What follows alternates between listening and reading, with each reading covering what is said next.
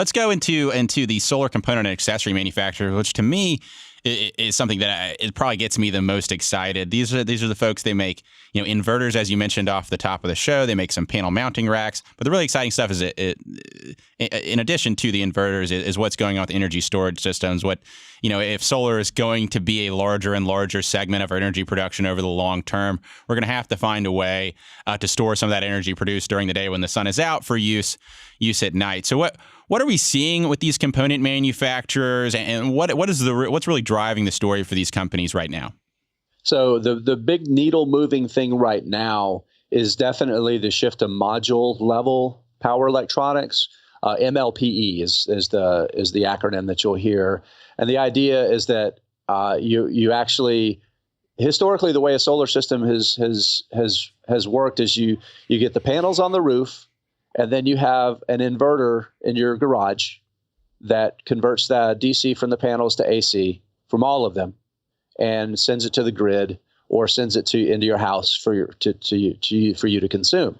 Now, the problem with that is it's a single point of failure. If the inverter goes out, you are no longer getting any solar at all, right? Those panels are just sitting up there on your roof, and they're just sitting there soaking up heat.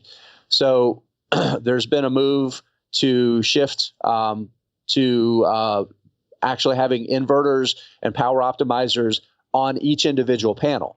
Now, a couple things that this is going to do is it's going to, number one, if you have an inverter go out, it only affects the panel that's it's attached to, right? So you're still getting power production from the rest of your system.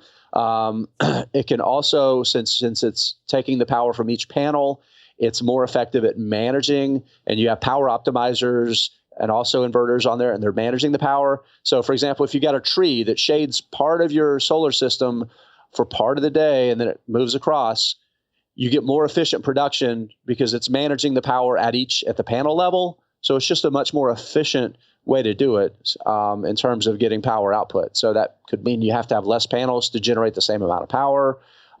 It's just a more efficient way to do it. And two companies that are really, really well positioned in this are SolarEdge and I just drew a complete blank here. I'm sorry? Enphase. Thank you. Enphase and SolarEdge. They're two of the big kind of leaders in this.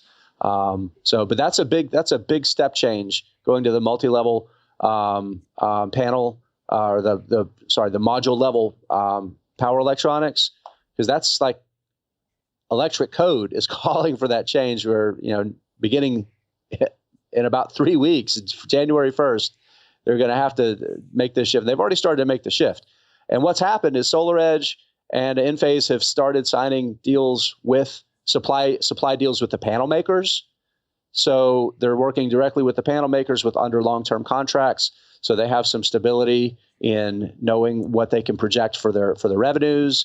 It gives them some competitive edge, some protection. And I think it's kind of a niche industry that I don't think you're really going to see the panel makers try to move into. Yeah, it seems to be a little bit more consolidated than what we're seeing from the panel makers. Fewer players. So when we're talking about these shifts in supply and demand with a smaller number of operators, the potential for irrationalities may be a little bit less. And again, as solar becomes a bigger segment, we're going to see more pushing into the storage business. Enphase is starting to roll that out. Tesla has some operations there with their Powerwall, which they partner with, we talked about a minute ago about installers with their Solar City part of their business. So there's some big opportunities there.